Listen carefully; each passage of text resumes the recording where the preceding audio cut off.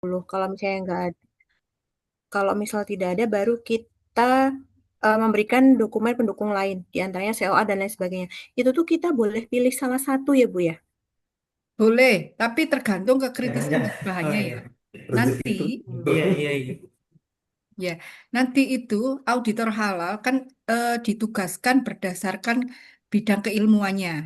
Nah, biasanya beliau akan mempunyai dasar kajian untuk mengetahui seberapa kritis bahan yang digunakan. Kalau misalnya cukup satu dokumen saja sudah dapat menelusuri atau menentukan status kehalalnya itu sudah cukup. Tapi kalau misalnya nanti dibutuhkan dokumen lain, ya itu bisa jadi tergantung kekritisan dari bahan tersebut. Contoh misalnya Oh, sudah ada COA, tapi ternyata bahan ini ada diproduksi oleh impor luar negeri gitu ya, sehingga ada ada kekhawatiran itu sudah tidak halal dedicated fasilitas produksinya, maka dibutuhkan surat pernyataan fasilitas bebas babi. Itu. oh, baik. Baik, paham Bu. Sama pertanyaan sedikit lagi Bu, untuk yang COA tadi kan disebutkan itu tuh keluar dari pihak ketiga, itu misalnya lab gitu ya Bu ya? Ya, Soalnya kalau berdasarkan pengalaman kami itu banyaknya COA-nya itu langsung dari manufaktur gitu Bu. Itu bisa dipakai ya Bu ya? Maksudnya valid untuk menjadi dokumen pendukung bahan ini. manufakturnya dapat hasilnya dari mana? Kita harus tanya, Eh, telusuri lagi. Itu kalau misalnya manufakturnya punya lab tersendiri, labnya udah terakreditasi atau belum? Itu ya. oh baik. Oke, seperti itu. Jadi semisal, oh baik, semisal Bu dia itu memang dari manufaktur itu sendiri ya berarti kita ini ya mesti memastikan labnya dia itu apa sih udah apa sih akreditasi gitu ya Bu ya. Jadi nggak harus dari Iya. lab eksternal gitu maksud saya. Iya, betul. Itu nanti yang akan dipertanyakan juga oleh auditor. Jadi tidak semua hasil lab itu bisa valid, harus divalidasi dulu gitu ya. Harus diverifikasi dan validasi ini valid nggak ini hasilnya gitu. Ya Oh baik Ibu supaya terima kasih Ibu. ya supaya bisa ada jaminan ya harus terakreditasi tadi dikeluarkan oleh lab yang sudah terakreditasi. Baik, eh, Tanya Bu, ya silakan Pak. Siapa ini Pak Yanuar? Pak Ya, Sofian Bu. Pak baik. Sofia, Januar, Bu. Pak Yanuar. Ya silakan Pak. Ya, baik. Assalamualaikum, Bu Dewi. Mohon izin bertanya, Bu. Jika misalkan ya, Bu, yang pertama pertanyaannya, jika misalkan ada PU yang bersikeras tidak mau disertifikasi halal, padahal produknya yang dijual itu adalah produk yang halal. Nah, sanksinya itu akan seperti apa, Bu? Dan juga sumber rujukan undang-undangnya kemana? Itu yang pertama. Dan yang kedua, Bu, terkait dengan kemasan ya, Bu. Sebelumnya saya pernah jadi P3H, mendampingi UMK. Lalu kemudian di si halal itu ada kemasan plastik atau gelas cup plastik yang dia ada di positif list, Bu.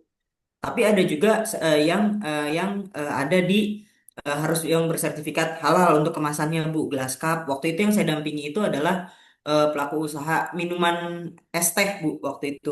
Nah, itu seperti apa, Bu, ya arahannya, Bu? Apakah memang kemasan plastik itu memang harus yang tersertifikasi halal ataukah memang itu masuk ke positif list untuk dari sisi kemasan, Bu? Demikian. Terima kasih, Bu. Assalamualaikum. Waalaikumsalam. Jadi ini pertanyaan yang pertama, produknya itu sudah halal, tapi tidak mau disertifikasi halal gitu ya. Apa nanti konsekuensinya? Nah ini sebenarnya pertanyaan ini harusnya ditujukan ke kemarin ya, ke pihak BPJPH ini. Nanti apa konsekuensinya jika demikian? Karena kan jika sudah di Undang-Undang 33 2014 kan sudah jelas semua produk yang masuk, beredar, dan dipasarkan di Indonesia itu wajib bersertifikat halal. Kalau produknya itu tidak dipasarkan, tidak dijual, ya tidak apa-apa. Tapi kalau memang sudah dijual, ya harus ada sertifikasi halalnya. Karena untuk ada di azas perlindungan ya kepada konsumen yang non-Muslim supaya tidak salah pilih. Jadi kalau misalnya semua ini ekosistem ini sudah berlangsung, sebenarnya kan produk itu cuma ada tiga. Produk yang bersertifikat halal, produk yang ada keterangan tidak halal, dan yang ketiga produk yang memang tidak diwajibkan bersertifikat halal atau positive list. Tuh. Nah, kalau misalnya produknya sudah halal tapi itu memang positive list ya tidak masalah. Tapi kalau halal tapi masuk kategori yang harus bersertifikat halal ya ini karena sudah mandatori ya, sudah kewajiban dari amanah undang-undang ya harus dilaksanakan gitu. Gitu. Seperti itu. Terus kemudian yang kedua kap plastik. Kap plastik itu masuk sertifikat halal atau positive list. Nah, ini sebenarnya untuk barang gunaan itu kan eh, yang positif itu sebenarnya kalau yang saya tahu itu botol kaca. Tapi kalau plastik itu kelihatannya masih bisa ada unsur hewannya dari lemnya dan sebagainya. Makanya harus ditelusuri. Itu ya, begitu. Sudah banyak sebenarnya karena ini barang gunaan gitu ya. Tergolong plastik sudah banyak yang ada sertifikat halalnya.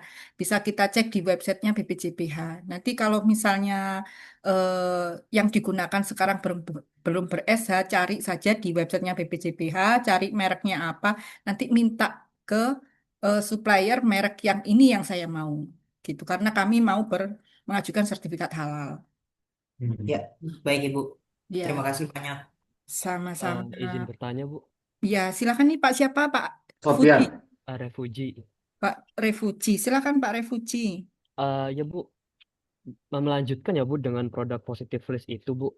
Jadi memang di perusahaan kami itu produknya tergolong masuk ke dalam positif list ya kalau misal kita mengacu ke KMA 1360 tahun 2021 itu. Nah, Mm-mm. karena memang di produk kita itu merupakan mungkin bahan pendukung ya, Bu, di customer kita ya atau mungkin di industri makanan kita gitu di apa namanya di customer kita lah ya. Nah, itu berarti kalau semisal memang kita itu tidak diwajibkan untuk bersertifikat halal, itu apakah tadi yang Ibu jelaskan apa kita bisa dengan COA gitu ya, Bu, yang di certified dari third party lab gitu ya. Itu bahannya, bahan yang digunakan. Kalau kita misalnya mau sertifikasi halal, itu semua bahan yang digunakan kan harus halal. Nah, kalau misalnya Mas bahan yang kita gunakan tidak masuk di kategori barang yang wajib bersertifikat halal, KMA 748 atau 944, dan bahan yang digunakan untuk memproduksi produk kita itu tidak masuk di positif list atau KMA 1360, maka boleh menggunakan dokumen pendukung bahan yang lain, misalnya COA. Itu, ini kita masuk ke bahan. Tapi kalau sudah produknya memang sudah positif list, ya, tidak perlu diajukan sertifikat halalnya. Maksudnya produk kita itu positif list, ya nggak perlu. Misalnya buah segar atau saya contohkan tadi apa, telur ayam segar gitu ya. Produk kita menjual produk atau memproduksi telur ayam segar. Nggak perlu diajukan sertifikat halal dari telur ayam yang kita jual. Tapi Bu kalau semisal dari customer kita itu kayak meminta statement atau mungkin bahan pendukung dokumen pendukung lainnya gitu ya, yang kita itu positive list itu apakah kita hanya boleh pakai statement kalau kita itu positive list refer to KMA 1360 atau bagaimana Ya, Bu? ya kalau Oh, misalnya oke. memang customer kita ngotot gitu ya, customernya ngotot ya kasih tunjuk aja itu surat keterangan yang dikeluarkan oleh misalnya perusahaan nanti berbasis KMA 1360 nanti disertakan KMA-nya sebagai lampiran. Oke, berarti cukup ya Bu kalau hanya statement letter aja gitu kali ya yang kita keluarkan ya ke customer ya. Iya, mungkin Oke. karena edukasi kepada customernya kan masih kurang ya. Belum ada sosialisasi atau masih kekurang pahaman gitu. Meskipun kita ngotot gitu ya mengajukan sertifikat halal kalau itu positif list ya nggak akan lanjut prosesnya gitu. Ya, terima kasih Bu. Iya, sama-sama. Oke, kita lanjut dulu ya Bapak Ibu ya sampai bahan ini selesai dulu. Sebentar. Ditahan dulu yang mau bertanya. Nah, ini persyaratan bahan yang 9 ya. Selanjutnya, bahwa pelaku usaha harus memiliki dokumen pendukung berupa sertifikat halal. Nah, terkait ini Bapak Ibu tidak perlu apa, kalau memang mempunyai dokumen kopi sertifikat halalnya, tidak apa-apa. Kalau misalnya tidak bisa karena mungkin pembeliannya kecil, nggak bisa minta ke supplier atau vendornya, maka bisa screenshot dari website BPJPH aja. Itu udah cukup. Kemudian, kalau pelaku usaha sudah mempunyai dokumen pendukung, maka harus menjamin keabsahan dokumen pendukung ini. Meliputi apa? Meliputi masa berlaku sertifikat, lembaga penerbitnya, nomor sertifikat halalnya, kesesuaian dokumennya itu harus dijamin keabsahannya. Nah, kalau terkait masa berlaku, untuk sertifikat halal yang sudah dikeluarkan oleh BPJPH, itu Bapak Ibu tidak perlu melihat masa berlakunya, karena masa berlaku tadi sudah kita bahas ya bahwa sudah berlaku selamanya, selama tidak ada perubahan bahan maupun PPH-nya.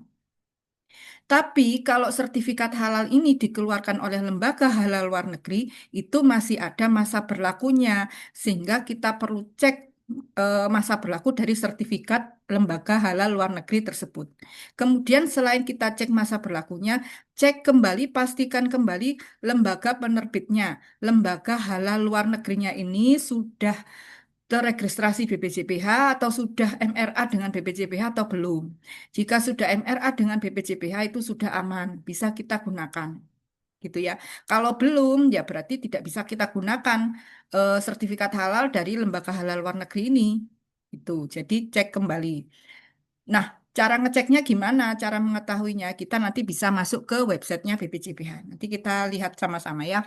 Nah, kemudian jika misalnya Bapak Ibu menggunakan bahan impor yang sudah ada sudah ada sertifikat halal yang dikeluarkan oleh lembaga halal luar negeri yang sudah terregistrasi di BPJPH, maka pastikan bahwa bahan tersebut masih diproduksi ketika masa berlaku sertifikat. Hal ini penting jika misalnya Bapak Ibu menggunakan bahan impor dan ternyata ketika digunakan dicek, eh masa berlaku sertifikat halalnya habis. Nah, ini kita pastikan dulu. Barang ini kan diproduksinya tidak pas kita pakai. Harusnya beberapa waktu yang lalu gitu ya. Nah, ketika diproduksi, masa berlaku sertifikatnya masih ada. Ini masih bisa digunakan, Bapak Ibu. Tuh. Nah, kemudian terkait tadi ya, jenis dokumen pendukung bahan, ini sudah kita bahas. Nah, saya ulang, kalau sertifikat halal yang valid itu yang dikeluarkan oleh BPJPH, bukan oleh lembaga lain. Oke, eh, kode ID, jadi ada tandanya ya. Kalau misalnya sertifikat halal ini nomornya itu sudah dikeluarkan oleh BPJPH, maka ada huruf ID di depan nomor. Kemudian kalau COA tadi sudah kita bahas, lembaga penerbitnya harus yang sudah kompeten, artinya sudah terakreditasi dalam melakukan analisa produk. Kalau ternyata memang harus ada surat pernyataan fasilitas produksi yang bebas dari babi, harus oleh produsennya langsung, bukan oleh distributor atau supplier. Kemudian kalau menggunakan flowchart, maka harus memuat semua informasi sumber bahannya. Sehingga kita bisa mengetahui status kehalalannya, bisa menentukan status kehalalannya. Nah, ini untuk validasi dokumen bahan. Jadi kita perlu verifikasi apakah memang benar bahan yang kita gunakan ini sudah valid nomor sertifikat halalnya, nomor registrasinya. Kita bisa menggunakan websitenya BPJPH. Kita masuk di Google dulu. Kita ketik bpjph.halal.go.id. Akan muncul seperti ini ya Pak Ibu. Nah, untuk ngecek eh, di sini ada beberapa fitur ya. Di sini ada regulasi. Silahkan nanti kalau misalnya udah lulus mau update regulasi ada di sini ya. Di regulasi. Kemudian ada di sini data LPH sebelah kanan. Jika misalnya nanti mengajukan sertifikasi halal, ini sebagai bisa menjadi referensi dari Bapak Ibu untuk pemilihan LPH-nya. Lembaga pemeriksa halalnya. Kemudian di sini ada data LHLN. Data LHLN ini meliputi lembaga halal luar negeri yang sudah MRA dengan BPJPH. Kalau memang lembaganya sudah ada di sini aman, itu ya bisa digunakan. Nah, untuk mencari bahan sekarang, untuk memverifikasi bahan kita itu sudah valid sahnya ataukah belum. Kecap sedap misalnya kita ketik bisa berbasis nama produknya, bisa berbasis produsennya, atau berbasis nomor sertifikatnya. Dan diklik cari, nah ini akan muncul di sini. Masih loading. Jadi website ini bisa Bapak Ibu gunakan ketika misalnya tadi ya mau mencari alternatif bahan untuk diminta ke supplier gitu. Pak, saya minta kecap sedap yang produksi multipangan Indonesia. Karena ternyata di sini sudah tertera nomor sertifikat halalnya sudah valid. Misalnya kayak gitu. Nah, ini juga untuk memverifikasi bahan kita itu sudah bersertifikat halal, sudah valid ataukah belum. Gitu ya. Oke, di sini sudah jelas ya Bapak Ibu. Kita lanjut lagi. Oke, sudah PPH. Silakan yang mau bertanya sebelum kita lanjut ke PPH. Pak Sofian, silakan Pak. Assalamualaikum warahmatullahi wabarakatuh. Waalaikumsalam warahmatullahi Izin Bu Dewi, kami bertanya. wabarakatuh. Pertama, terkait cara auditor dalam menilai kesesuaian sistem jaminan produk halal ketika badan usaha tersebut belum tersedianya penyedia ataupun memang belum ada sumber daya yang ada di perusahaan itu. Itu pertama. Kedua, sertifikat halal ini merupakan hal yang wajib sesuai dengan undang-undang. Tentunya ada saksi dalam penerapannya. Kami yang ingin tahu lembaga mana, terutama di tingkat daerah, yang melakukan pengawasan ataupun penindakan terhadap ketidakpatuhan dari badan usaha itu sendiri. Itu yang ketiga, terkait yang pertama tadi, sebagai contoh SPPG Gizi, di mana itu kan usaha yang baru, rata-rata mereka kan memang diharuskan mempunyai sertifikat halal. Nah, di mana mereka belum tersedia sumber dayanya penyela halal itu sendiri. Mungkin itu kira-kira. Ya, baik. Makasih Pak Sofian. Yang Ya, pertama ya, saya coba tanggapi bagaimana cara auditor untuk menyikapi jika tidak ada penyelia halal di pelaku usaha. Jadi kita perlu saya refresh dulu ya Pak untuk eh, alur proses layanan sertifikasi halal. Jadi yang pertama, pelaku usaha ini kan mendaftarkan melalui si halal. Kemudian BPJPH akan memeriksa kelengkapan dokumen. Jadi ada verifikator di sini. Jika tidak sesuai, tidak akan dikirim ke LPH, Pak. Tidak akan dikirim ke lembaga pemeriksa halal. Nah, ketika tidak ada penyelia halal, maka itu akan dikembalikan gitu. Jadi oh tidak iya, sampai ke LPH ini memeriksa dokumen ini. Jadi syarat wajibnya harus ada penyelia halalnya yang kemudian sertifikat pelatihannya itu diakui oleh iya. BPJPH. Seperti Atau itu. menggunakan penyelia yang independen bisa, Bu, di luar daripada badan usaha itu. Boleh, boleh Pak tadi. Jadi untuk usaha yang mikro kecil bisa pelaku usahanya sendiri atau kemudian bisa bekerja sama dengan pihak lain. Penyelia halalnya bisa dari misalnya tadi ada dosen yang mau jadi penyelia halal Iya, di perusahaan mikro kecil tersebut atau konsultan ini masih dibuka ruang ini gitu Pak untuk saat ini karena memang proses sertifikasi halal kan ada percepatan namun iya, tidak sebanding dengan SDM yang tersedia, penyelia halal yang tersedia. iya, Gitu. Kemudian untuk yang kedua, pertanyaannya sertifikat halal ini wajib.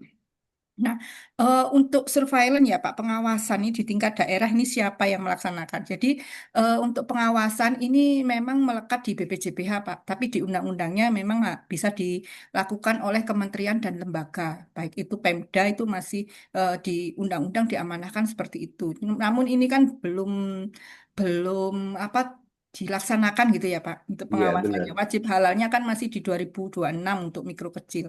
Jadi ini masih rumuskan sepertinya untuk juknisnya. Siapakah nanti yang akan jadi pengawas? Yang jelas sudah ada jabatan fungsional, Pak, untuk pengawas JPH. Jadi ada fungsional tertentu namanya pengawas JPH. Jadi untuk pengawasan ini Bapak Ibu itu dilakukan oleh ASN, oleh aparatur sipil negara. Jika misalnya ada oknum yang mengaku sebagai pengawas, ini harus Bapak Ibu ketahui apakah sudah ada surat tugasnya, gitu ya, harus dilihat dulu. Jangan sampai nanti dimanfaatkan oleh oknum yang tidak bertanggung jawab, gitu.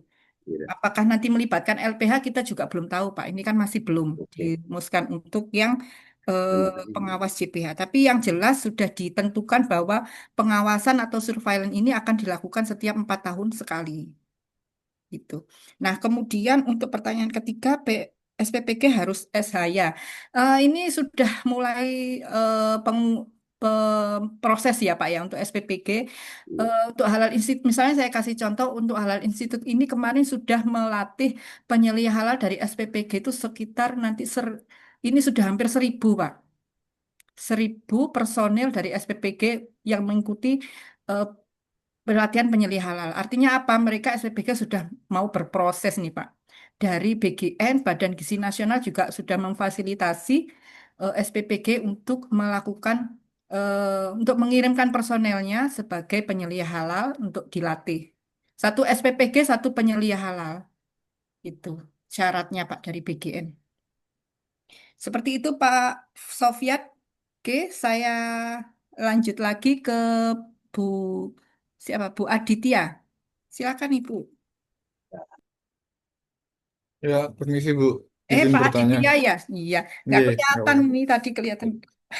Ya, nggak apa-apa Bu. Ini izin Terwajib. bertanya, kalau untuk apa namanya yang internal tadi, yang masalah eh apa ya, kayak tim halal internal di sebuah tempat itu, di sebuah pelaku usaha, itu apakah harus ada sebuah timnya atau satu penyelia halal saja cukup Bu? Ya, Maksudnya apakah harus dilakukan pelatihan internal di dalam tim tersebut atau bagaimana? ya. Jadi pelatihan internal itu wajib ya harus ada. Baik itu untuk tim manajemen halalnya maupun untuk semua yang ada di perusahaan yang terkait dengan proses produk halal gitu ya. Jadi kalau masuk dalam tim manajemen halal ya harusnya sudah mengikuti pelatihan internal ataupun juga sudah dikirim ke pelatihan eksternal. Gitu ya harus. Gitu Pak. Berarti tim manajemen halal itu harus ada atau enggak perlu? Bu? Harus ada tim manajemen halal ya. Oh, berarti emang harus ada timnya gitu ya, Bu? Ya? Ya dibentuk timnya. Siap. Apakah Oke, itu oke. beranggotakan cuman misalnya pelaku usaha aja nih yang ada di situ sama satu kepala dapur bagian dapur ya sudah dua orang itu satu sebagai penyelia halal satu sebagai misalnya pemilik usaha gitu ya atau karyawan salah satu karyawan. Nah, siap. Baik, Bu. Terima Oke. kasih, Bu. Ya, sama-sama. Oke, Bu Naimatur, silahkan.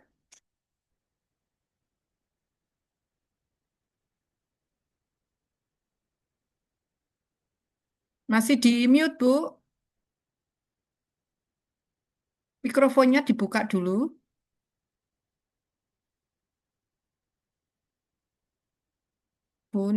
Naimatur, kayaknya apa saya nggak dengar ya? Lagi ada kendala, Bu, katanya. Jadi mohon dilihat di chat aja. Oke, oke, oke. Ya, saya belum lihat chatnya. Yang paling bawah berarti ya.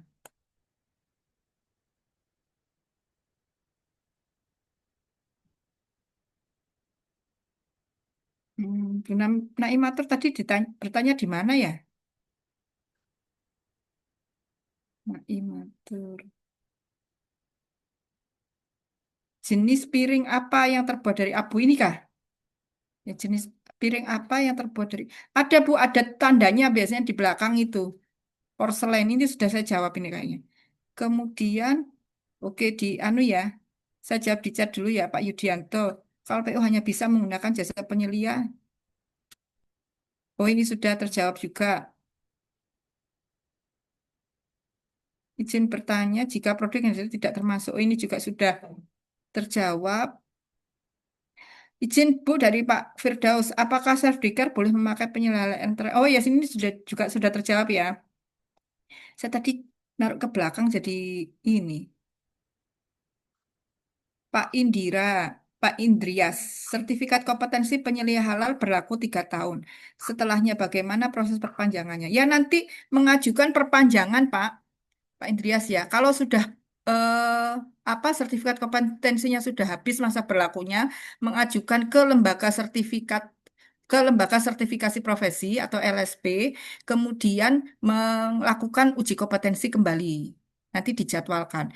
Nah, bedanya Bapak Ibu, jika Bapak Ibu ini kan masih belum ada pengalaman ya untuk jadi penyelia halal. Nanti metode yang digunakan pada saat proses asesmen itu adalah observasi atau daftar instruksi kerja terstruktur.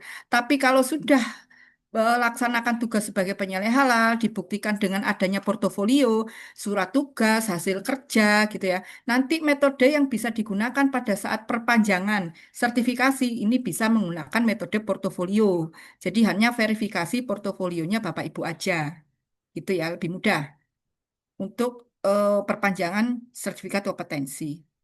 Kemudian Bu Ana Yuliana, kalau penyelenggaranya halalnya cuti melahirkan 3 bulan, apakah harus penyelenggaraan pengganti? Nah, kalau hanya 3 bulan sih, sepertinya perlu ada personil gitu ya, personil yang menggantikan pekerjaan atau tugas dari penyelia halal. Kan belum diputus nih surat tugasnya, tapi nanti ketika ada proses pengawasan. Kalau melahirkan kan bukan orang sakit ya. Jadi paling tidak kalau misalnya ada pelaporan dari personil yang ditugaskan, yang kompeten untuk melakukan tugas penyelia halal gitu ya, dilaporkan untuk kemudian direview oleh penyelia halal yang sedang cuti ini gitu ya. Paling tidak komunikasi lah. Gitu. Kalau mau digantikan selama personil yang menggantikan masih ada ya enggak apa-apa. Maksudnya menggantikan sebagai penyelia halal yang tetap gitu.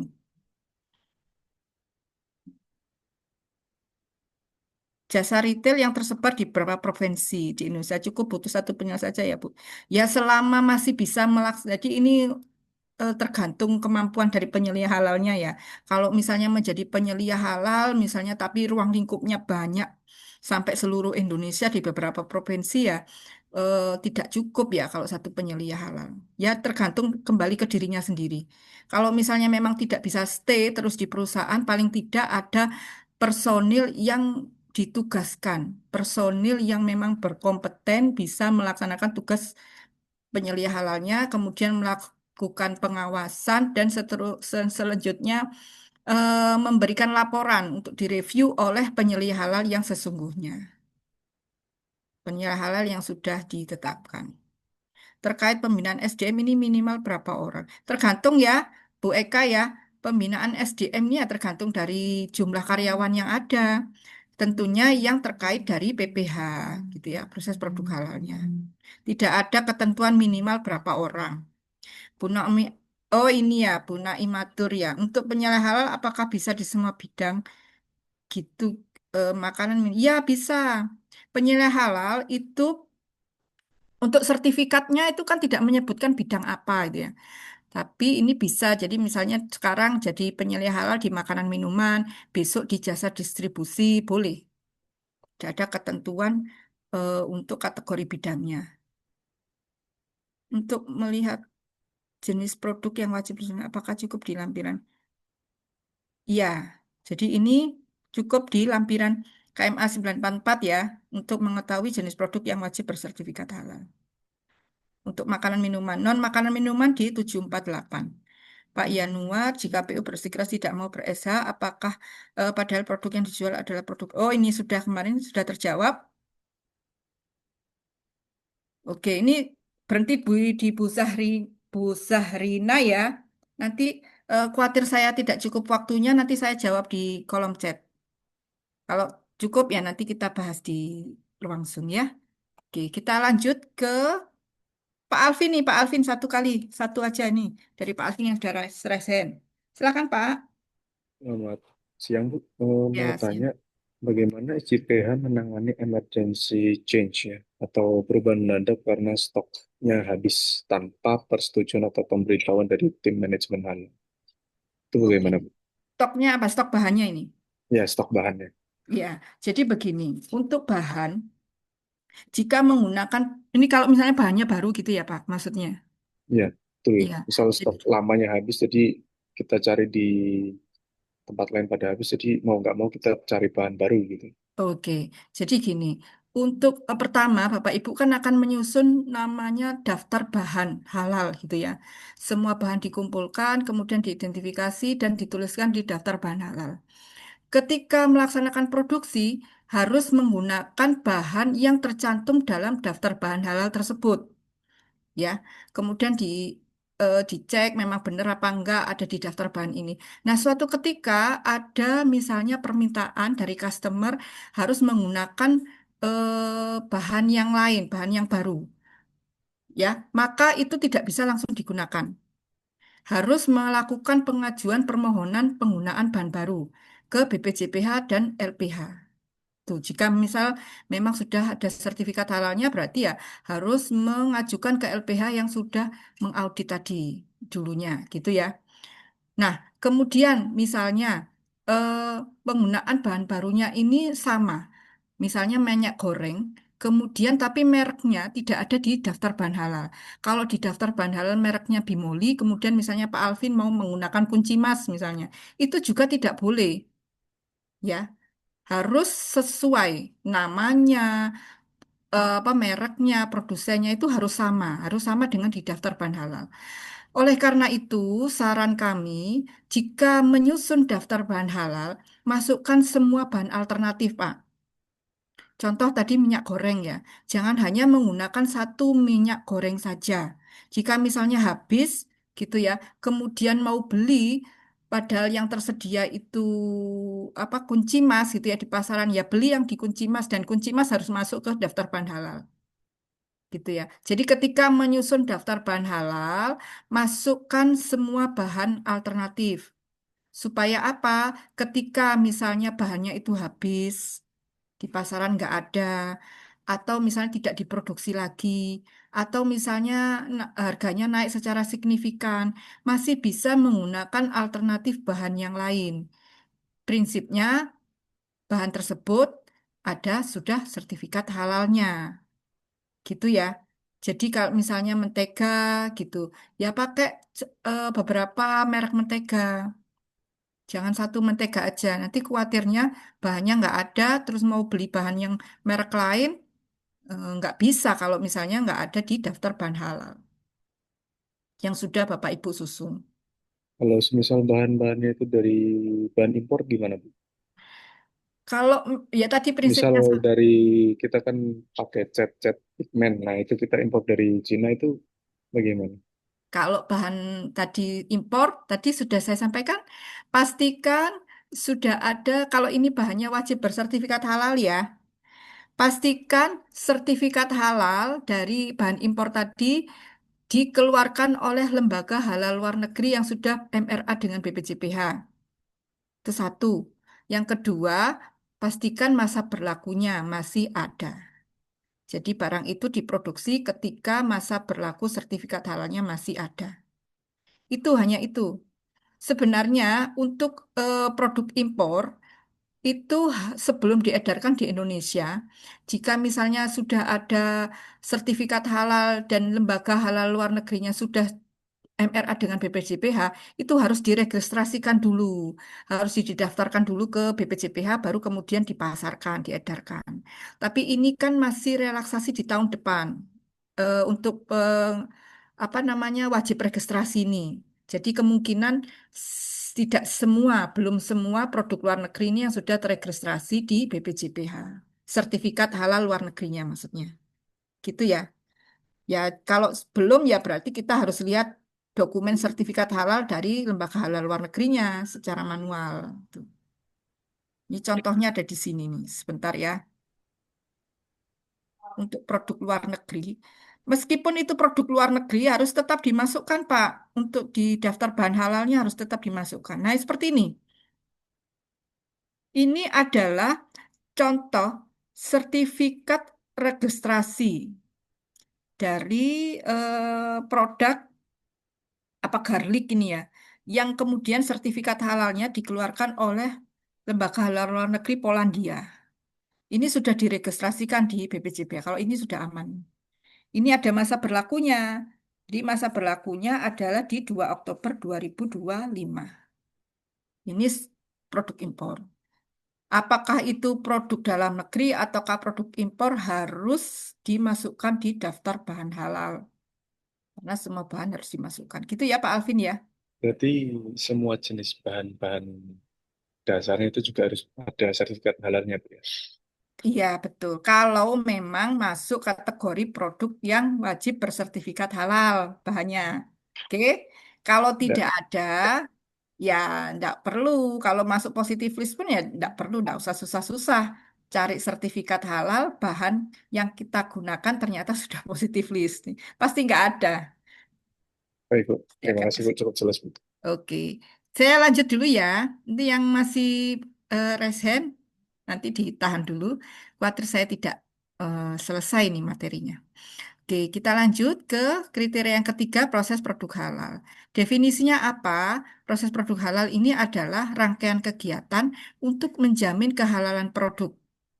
Jadi kegiatan yang menjamin kehalalan produk itu tidak hanya pada saat penyediaan bahan saja, tapi semua proses produk halalnya itu merupakan titik kritis dari kehalalan produk. Artinya tahapan ini bisa menjadikan produk kita menjadi tidak halal. Ada 7 tahapan PPH, ya, penyediaan bahan, pengolahan, pengemasan, penyimpanan, pendistribusian, penjualan, sampai penyajian. Untuk semua tahapan ini harus berstandar halal.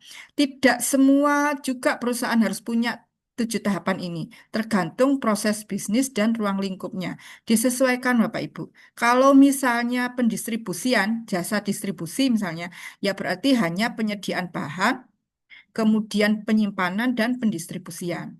Pengolahan dan pengemasan tidak perlu. Jika misalnya saya kemas lagi kok Bu, pada saat mau dikirim barangnya berarti ada proses pengemasan. Penyediaan bahan, pengemasan, penyimpanan, dan pendistribusian. 7 tahapan ini tidak harus ada, disesuaikan dengan ruang lingkup atau proses bisnis yang ada di perusahaan Bapak Ibu. Oke. Nah, untuk kriteria ketiga ini atau proses produk halal ya, atau kita kenal dengan PPH, ada 3 hal. 3 hal yang harus kita perhatikan. Apa 3 hal ini? 3 hal ini adalah yang pertama lokasi dan tempat. Lokasi dan tempat. Yang kedua adalah peralatan dan perangkat. Jadi peralatannya, fasilitasnya, fasilitas produksi, peralatan untuk melaksanakan produksi itu harus kita perhatikan. Yang ketiga barulah prosedur. Prosedur ini terdiri dari semua aktivitas yang dilaksanakan, terutama aktivitas kritisnya, gitu ya, harus diperhatikan. Pertama kita bahas lokasi, tempat, dan alat. Ketentuannya, Bapak Ibu, jika ada produk yang tidak halal yang juga diproduksi, maka harus dipisahkan lokasi, tempat, dan peralatannya. Tidak boleh menjadi satu, harus tersendiri. Lini produksinya harus sendiri, tempatnya harus sendiri.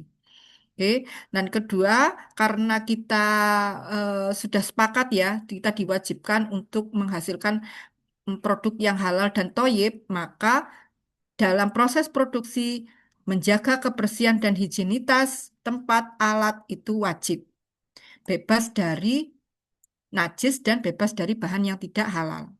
Oleh karena itu, ketika ada auditor halal datang, itu nggak akan mengaudit dokumen saja di meja aja nggak mungkin. Mereka akan jalan-jalan. Apa yang dilihat? Ya, gudang, produksi, dan seterusnya ya.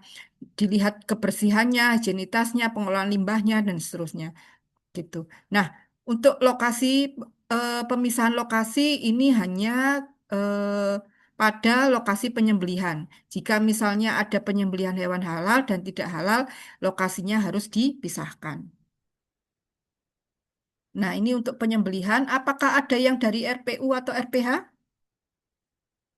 Nggak ada ya. Jadi ini hanya untuk apa namanya pengetahuan Bapak Ibu. Untuk lokasi RPH yang juga memotong hewan halal dan tidak halal, maka lokasinya harus dipisahkan secara fisik. Kemudian harus dibatasi pagar tembok paling rendah 3 meter. Kemudian tidak boleh di daerah yang rawan banjir, debu, dan kontaminan lain. Fasilitas penanganan limbah cair dan limbah padat juga harus terpisah antara RPH yang tidak halal dan yang halal. Kemudian pintunya harus dipisahkan ya Bapak Ibu antara masuknya hewan potong yang hidup. Jadi yang hidup itu kan sebelumnya harus diistirahatkan dulu hewan itu kalau mau dipotong. Jadi ini sudah harus dipisahkan tempatnya sampai dengan pintu untuk keluarnya karkas daging supaya nggak ada kontaminasi.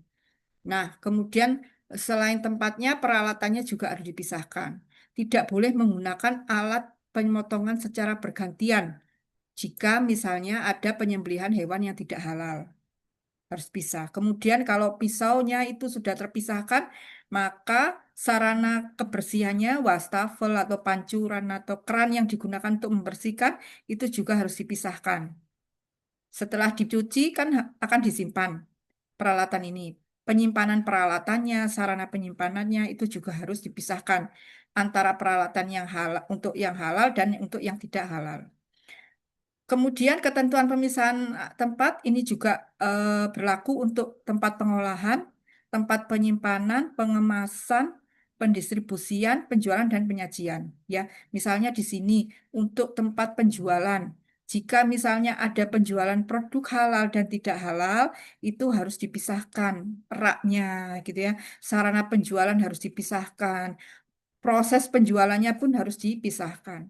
Tempat penyajian misalnya ya, untuk di kafetaria atau pujasera yang kemudian juga menjual produk yang tidak halal, itu sarana penyajiannya juga harus dipisahkan, gitu ya. Kemudian proses penyajiannya, trolinya, piring, gelas, dan seterusnya, kemudian wastafelnya itu juga harus dipisahkan. Tempatnya juga harus disendirikan, gitu ya. Nah, ini adalah kesimpulan ya terhadap pemisahan terkait eh, peralatan dan tempat antara yang melaksanakan atau yang menghasilkan produk halal dan tidak halal. Yang pertama, tidak boleh menggunakan alat secara bergantian, gitu ya. Tidak boleh menggunakan alat bergantian antara produk yang halal dan tidak halal. Kemudian, jika dicuci, maka sarana pembersihan peralatan juga harus berbeda. Kemudian ini kan akan disimpan gitu ya peralatan ini, maka harus memiliki tempat penyimpanan alat sendiri-sendiri. Tidak boleh menjadi satu jika ada produk yang halal dan tidak halal. Nah, untuk proses pendistribusian, ini ada pengecualian Bapak Ibu. Pelaku usaha dapat mendistribusikan produk yang halal dan tidak halal ini secara bersama. Namun ada syaratnya. Oke, ada syaratnya. Apa syaratnya? Pendistribusian produk halal dan tidak halal secara bersama diperbolehkan. Syaratnya, produk yang didistribusikan ini bukan produk segar asal hewan. Apa contohnya?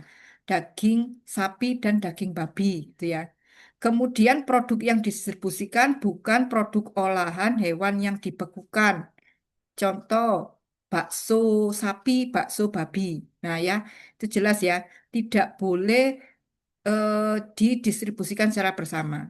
Jadi nugget yang sudah di frozen, tapi nugget ayam sama nugget babi itu nggak bisa.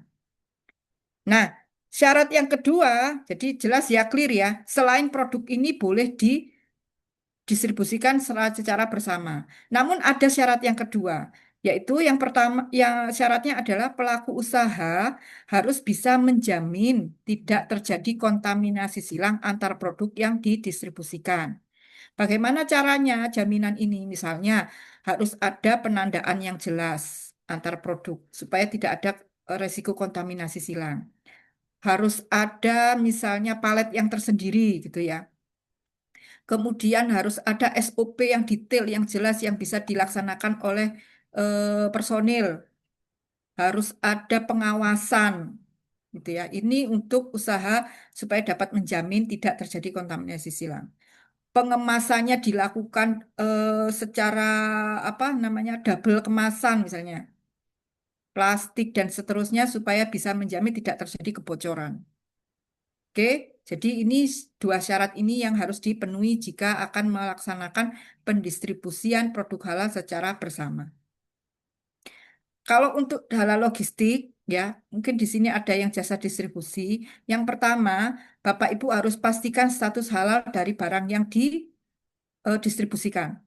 Seluruh barang yang dibawa harus jelas, harus tahu status kehalalannya, apakah ini halal, subhat atau non halal, karena nanti akan berpengaruh terhadap apa perlakuan selanjutnya. Kan harus dipisahkan, harus ditandai dan seterusnya. Kemudian harus bisa memastikan kontaminasi silang terjadi. Jadi pemastian bahwa perusahaan itu harus dapat menjamin tidak ada kontaminasi silang. Bagaimana jaminannya? Tadi sudah saya jelaskan, penandaan, pencatatan gitu ya. Kemudian harus bisa menjaga kebersihan. Jadi kebersihan seluruh fasilitas harus dapat dijamin. Ini yang akan dicek oleh auditor halal ini nanti. Bersih nggak sih gudangnya, mobilnya, dan seterusnya. Kemudian ada penanganan terhadap kontaminasi. Artinya, misalnya terjadi bongkar muat di jalan, gitu ya. Bongkar muat di jalan sehingga akan dioper nih ke loading ke mobil lain. Nah, ini harus ada SOP yang jelas supaya tidak terjadi kesalahan ketika ada penanganan kondisi-kondisi tertentu yang tidak ideal. Ya. Kemudian harus ada ketelusuran yang jelas, harus ada pencatatan informasi terkait barang yang dibawa, disimpan, dan diantar hingga dibongkar. Jadi harus ada pencatatan. Nah, ini akan dicek oleh auditor halal. Selain mengecek SOP-nya, juga mengecek catatan-pencatatan yang sudah dilakukan pada saat proses distribusi. Yang jelas ini untuk menjaga kebersihan ya. Yang menjadi bahan untuk jasa distribusi ini adalah bahan pembersih. Jadi untuk melaksanakan atau menjamin kehalalan produk, layanan Bapak Ibu ini kan harus berstandar halal. Nah, untuk bisa berstandar halal kan harus bersih. Nah, ketika bersih ini kan membutuhkan sabun. Ya. Nah, sabun inilah yang menjadi bahan dari Bapak Ibu, bukan produk yang didistribusikan. Kalau produk yang didistribusikan ini kan produk orang lain yang kita distribusikan gitu ya. Jadi kalau mau dimasukkan barang yang didistribusikan pasti akan berganti-ganti itu. Jadi yang masuk bahan ini adalah bahan pembersih, sikat dan seterusnya.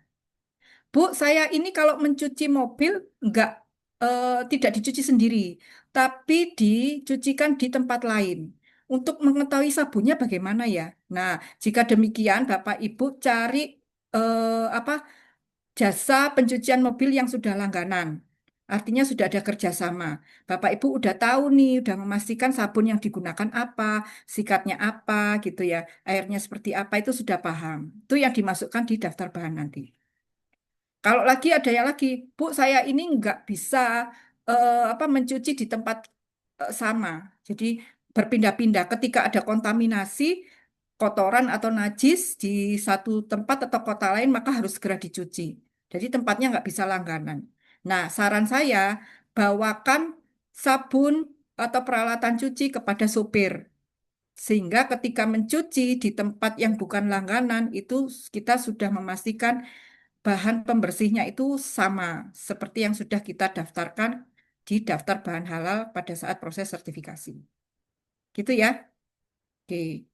Nah, sekarang ketika misalnya nih, tadi ada yang singgung, produknya halal tapi tidak diajukan sertifikat halal, gitu ya.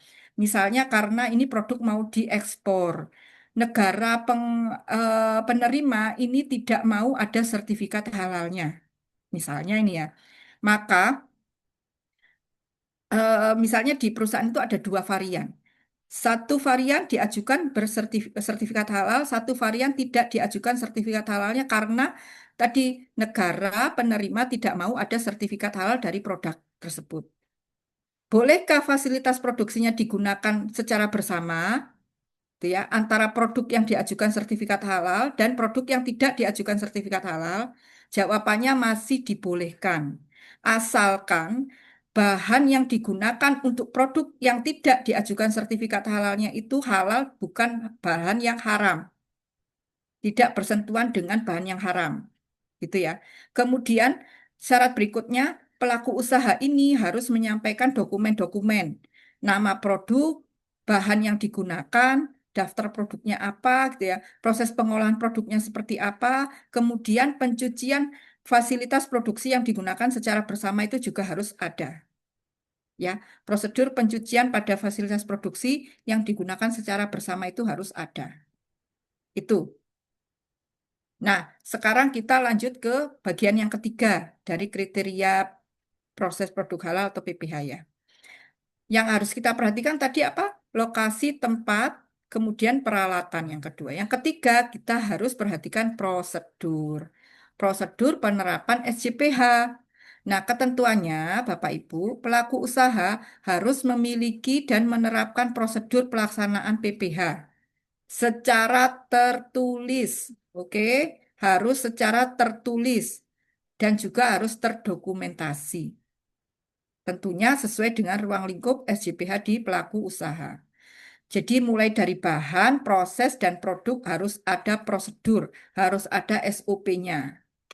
Ya, kalau di bahan mungkin harus ada SOP pembelian bahan, SOP pemeriksaan bahan datang, misalnya ya, SOP penyimpanan bahan, dan seterusnya. Kemudian pada saat proses harus juga ada prosedur, misalnya SOP atau SPO, silahkan gitu ya. Namanya tidak ada ketentuan penamaan, yang jelas itu harus mencakup prosedurnya. Misalnya prosedur proses produksi. Kalau RPU misalnya SOP pemingsanan hewan, SOP penyembelihan hewan, gitu ya. Untuk produk juga harus demikian, harus ada prosedurnya. Apa yang diperlukan? Misalnya nih, prosedur penarikan produk, prosedur display produk, dan seterusnya.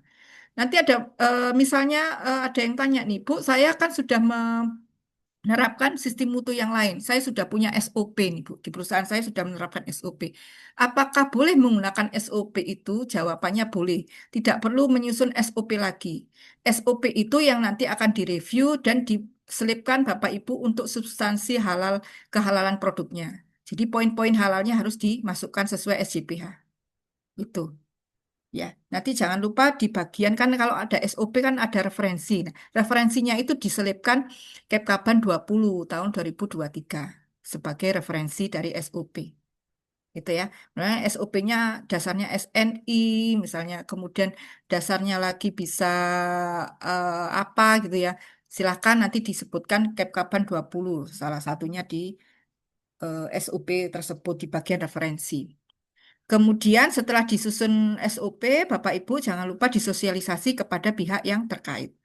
Bukti sosialisasi SOP harus didokumentasi, disimpan, dipelihara. Oke. Nah, sekarang ketika kita melaksanakan proses produksi, kita akan berhubungan dengan peralatannya. Nah, ketika peralatan kita itu terkontaminasi najis, apa yang harus dilakukan? Pelaku usaha wajib menjamin prosedur pensucian najisnya. Jadi ada 3 jenis najis ya Bapak Ibu. Apa 3 jenis najis? Najis Najis mukhaladzah, mughaladzah, mukafifah, najis mutawasitan. mutawasitoh, najis mutawasit. Mukhaladzah. Iya, sudah benar. Pertama, najis mughaladzah, najis berat, najis mutawasitoh, najis sedang, dan kemudian ada najis ringan namanya mukofafa. Kalau mukofafa itu jenisnya apa? Ya Bu, Untuk najis mukofafa ini apa ini? Contohnya. Air kencing bayi yang air belum kencing makan, Bu. bayi Yang udah 2 laki-laki tahun, 2 tahun. yang masih disusui Ya, ibunya. sesuai mazhab Syafi'i, betul ya, air kencing bayi laki-laki usianya belum 2 tahun dan hanya minum ASI. Mengkontaminasi ruang proses misalnya. Ya ini jarang terjadi ya. Nah ini cara pensuciannya hanya dengan diperciki air saja cukup. Nah sekarang kita ke najis berat dulu. Najis mughaladzah. Najis berat apa contohnya? Babi dan anjing, Bu. Iya betul. Jangan ragu-ragu ya. Najis berat itu hanya babi dan anjing dan turunannya, produk-produk turunannya. Selain itu bukan najis berat. Oke, karena cara pensucian untuk najis berat dicuci dengan air 7 kali, salah satunya dengan tanah atau debu. Jadi 6 kali air, 1 kali tanah atau debu. Atau dengan menggunakan bahan pengganti yang memiliki daya pembersih yang sama. Sudah banyak ini dijual ya, online udah banyak. Nah, sekarang najis mutawasito. Najis mutawasito contohnya apa? Hammer, Bu. Hammer, oke. Apalagi? Bangkai, Oke. Darah. kotoran, iya, kotoran binatang, kotoran manusia, air kencing hewan, air kencing manusia, oke ya. Ini darah gitu ya. Homer tadi itu merupakan najis mutawasito. Jadi kalau najis mughaladzah itu hanya khusus babi atau anjing, jangan ragu-ragu nanti kalau uji kompetensi. Nanti kalau yang selain itu adalah mutawasito. Selain tadi air kencing bayi laki-laki. Kalau air kencing bayi perempuan ya sudah masuk ke najis mutawasito. Oke. Nah, kalau misalnya peralatan produksi kita terkena najis mutawasito, misalnya kena kotoran tikus, gitu ya, maka kita harus bisa mencuci dan mensucikannya. Cara mensucikannya dengan menggunakan air. Airnya tadi bisa mengalir atau menggunakan air yang mengenang. Sampai bau, rasa, warna dari najisnya itu hilang. Oke ya, hanya itu. Berapa kali tidak ada ketentuan. Yang penting secara organoleptik najisnya sudah hilang. Nah, sekarang pertanyaannya, Bu, alat produksi saya itu terbuat dari benda keras, tidak menyerap najis. Misalnya ini terbuat dari besi atau baja, kan gitu. Nah, apabila terkena najis mutawasito, Bu, kemudian mau dibersihkan dengan air itu rusak, gitu ya. Rusak akan merusak alat, akan mempengaruhi proses produksi. Bagaimana jika demikian? Maka ketentuannya Bapak Ibu boleh dilakukan dengan menggunakan selain air. Syaratnya bahan tersebut itu halal. Nomor dua, bau, rasa, warna dari najisnya bisa hilang. Misalnya dilap dulu sama tisu, terus kemudian dibersihkan dengan misalnya alkohol atau juga alkohol non khamr ya. Seperti itu. Itu masih diperbolehkan. Ketentuannya seperti itu. Nah, catatan berikutnya, suatu peralatan tidak boleh digunakan bergantian antara produk babi atau non babi, jadi antara najis mughalladho ini ya dan yang lain gitu ya. Meskipun sudah melalui proses pensucian, tidak boleh digunakan secara bergantian. Jadi misalnya nih ada supermarket besar gitu ya, jual daging babi sama daging sapi. Nah, suatu ketika pisaunya ini digunakan secara bergantian karena pisau yang satu hilang misalnya digunakan ngiris daging babi, kemudian disucikan dengan menggunakan syar'i, najis mukholado, kemudian digunakan mengiris atau memotong daging sapi. Ini tidak boleh, ya. Tetap harus sendiri-sendiri alatnya, nggak boleh bergantian. Meskipun alibinya sudah disucikan secara syariat Islam, khusus untuk najis mukholado. Oke. Nah, ini kalau ketentuan yang terakhir, pelaku usaha harus menyiapkan dokumen alur proses itu pasti ya. Pasti akan diminta ketika proses sertifikasi. Nah, ini mau ke produk. Silakan yang mau bertanya. Pak, yang belum pernah aja ya. Pak Muhammad Firdaus belum ini kayaknya. Silakan, Pak. Belum pernah, yuk. Ya. Ya, izin Bu ya, bertanya tentang RPH dan RPU ya. Apakah boleh kita memutuskan atau membuat sertifikat halal untuk rumah potong hewan atau ini unggas tadi, tapi belum beroperasi, Bu? Iya. Nah, yang kedua, apakah sertifikat itu nanti atau pengurusan sertifikatnya itu nanti ya terkait RPU dan RPH-nya harus memiliki juleha, sertifikasi julehanya. Ya, mungkin itu saja, Bu. Terima kasih. Ya. Sama-sama Pak Firdaus. RPU atau RPH-nya belum beroperasi. Nanti pada saat audit apa yang diperiksa, Pak?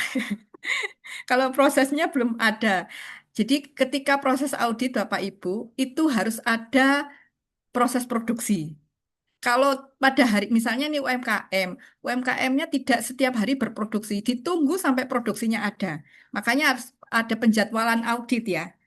Ketika tidak ada proses produksi, pada saat auditor halal datang pasti akan direjadwal lagi, reschedule gitu. Karena yang akan dilihat oleh auditor ya prosesnya juga gitu ya. Tidak hanya bahan-bahannya. Nah, ini kalau belum beroperasi ya ditunggu sampai bisa beroperasi baru proses audit nih, Pak. Tuh, kan akan dilihat proses penyembelihannya seperti apa dan seterusnya. Nah, kalau RPH-nya itu belum ada juleha tidak ada. Syaratnya harus ada juru sembelih hewan atau juleha yang bersertifikat dan juga harus ada penyelia halal. Dulu itu masih boleh penyelia halal apa juleha merangkap sebagai penyelia halal. Sekarang tidak bisa, Pak. Harus sendiri-sendiri personelnya. Juleha sendiri, penyelia halal sendiri. Gitu ya, Pak. Baik, Bu. Terima kasih. Oke, sama-sama. Sekarang silakan Pak yang belum pernah ya, Pak Febilian. Tadi sudah ini Pak Febilian. Iya Bu, udah tadi Bu. Gantian ya. Ini Pak Refuji, Pak Yanuar belum ini. Baik Bu, Assalamualaikum. Terima kasih banyak Bu Dewi. Ini Ya. saya mau tanya Bu terkait dengan lokasi tempat dan apa namanya yang untuk yang kriteria P3H. Nah, kalau misalnya pelaku usaha itu fasilitas bangunannya belum menerapkan GMP Bu atau Good Manufacturing Process, dalam artian tempat produksi dan tempat pembuangan sampah akhirnya masih berdekatan, lalu kemudian pengolahan limbahnya juga belum sesuai ketentuan standar. Apakah nanti pada saat proses audit itu menjadi salah satu poin penilaian Bu atau temuan seperti itu Bu? Baik, itu tadi Terima kasih. ya sama-sama terkait kriteria PPH ya, bukan P3H. Nih saya koreksi ya. Oh iya, baik Bu, mohon maaf. Kriteria PPH. PPH, kriteria yang ketiga proses produk halal. Nah, apakah nanti akan dilakukan proses audit? Iya, nanti akan dilihat semuanya. Penanganan limbahnya seperti apa? Karena ini akan ditentukan apakah ada jaminan tidak terjadi kontaminasi gitu di lapangan oleh auditor halal ketika proses audit on-site. Itu ya Pak Yanuar ya. Kalau misalnya nih ada ada kandang ayam gitu ya dekat dengan ruang proses. Nah, ini kan akan timbul terjadi potensi kontaminasi yang besar gitu ya. Atau misalnya apa ya, proses penjemuran itu dekat dengan pembuangan sampah gitu ya. Atau penjemurannya ada di bawah dan seterusnya. Itu akan jadi aspek penilaian juga. Artinya pada saat proses produk halalnya itu bisa ada potensi kontaminasi. Itu ya baik dari bahan haram maupun najis. Nah, itu najisnya itu yang penting. Itu ya Pak Yanuar ya. Ya, baik Ibu, terima kasih. Bu, Oke. izin menambahkan dari pertanyaan Pak Yanuar, Bu. Ya, silakan Pak Febilian. Ya, terima kasih, Bu.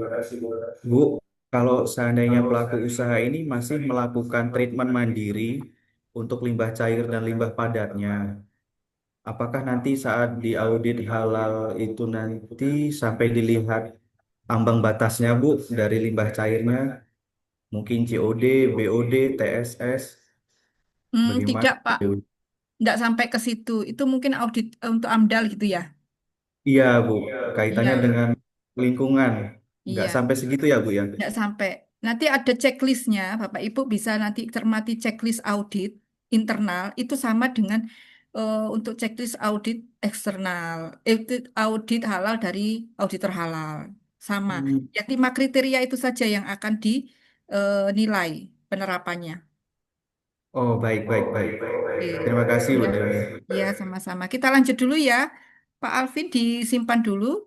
Ini kita selesaikan dulu, nanti kita proses diskusi ya.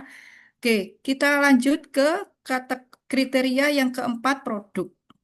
Untuk produk ini Bapak Ibu perlu diperhatikan ya. Kita harus konsisten untuk menghasilkan produk dari bahan halal. Kemudian juga prosesnya harus dipastikan sesuai syariat Islam. Artinya kita harus gunakan peralatan fasilitas produksi. Apakah itu mulai dari pengemasan, penyimpanan, dan distribusinya itu sudah tidak ada kontaminasi dari bahan yang tidak halal.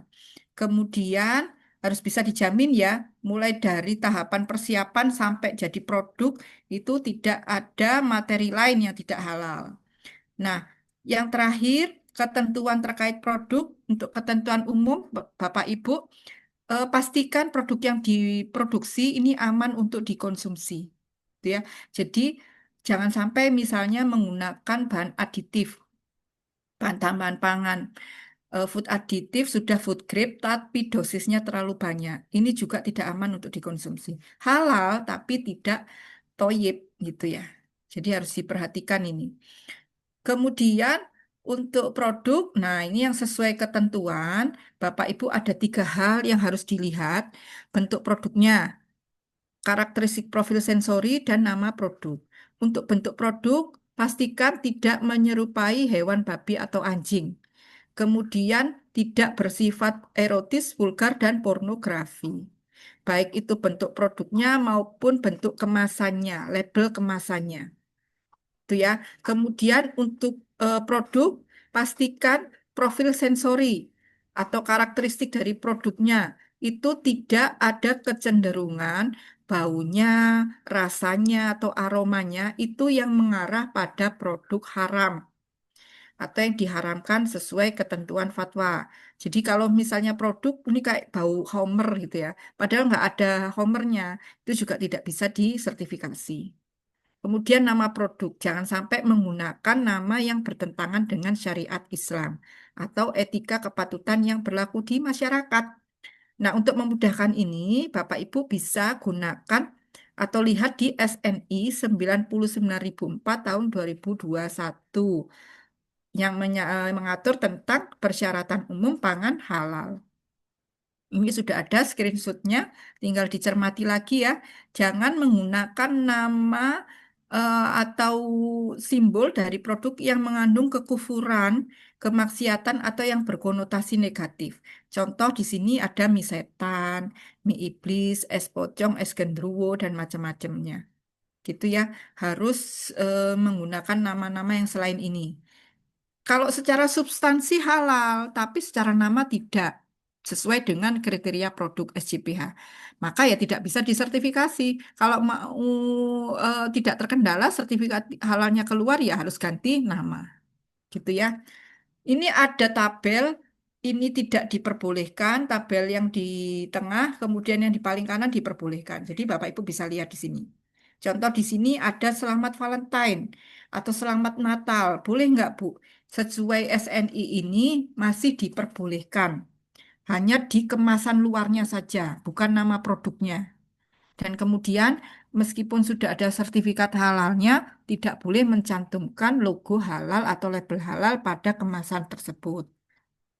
Ya, kemudian syarat berikutnya produknya tidak boleh menggunakan nama hewan atau benda yang diharamkan. Contoh root beer. Nah, bir itu kan konotasinya Homer, tidak boleh meskipun nggak ada Homernya. Kemudian es krim rasa rum. Rum ini kan kategori Homer dan itu haram dan tidak bisa dipakai ini nama ini meskipun nggak pakai rum. Kemudian ada namanya bacon. Nah, bacon ini kan babi panggang gitu ya. Meskipun itu bukan dari babi, tapi namanya berkonotasi babi itu tidak bisa disertifikasi. Nah, yang boleh masih ada nih bakwan, bakso, bakpia. Bak itu kan artinya babi ya. Tapi karena ini sudah familiar, mentradisi, dan tidak menggunakan bahan yang haram, masih dibolehkan. Beri peletok itu minuman fermentasi tradisional. Roti buaya masih boleh. Biskuit beruang juga masih boleh karena minuman makanan tradisional ini ya. Kemudian jangan lupa produknya jangan menyerupai babi anjing juga kemasannya. Kemasannya juga jangan menyerupai babi. Nah, ini adalah bentuk yang tidak bisa disertifikasi, Bapak Ibu. Ini ada bakpao tapi menyerupai kepala babi. Ada nastar menyerupai kepala babi. Ini tidak bisa disertifikasi. Harus ganti untuk produknya. Kemudian kalau jadi produk kan mau dikemas nih. Nah, kemasannya jangan lupa menggunakan bahan kemasan ya tadi ya yang ada kita diskusi terkait kemasan itu bahan kemasannya tidak boleh terbuat atau mengandung bahan yang tidak halal. Tadi yang Anda tanya lagi kalau mau repack atau relabel gimana?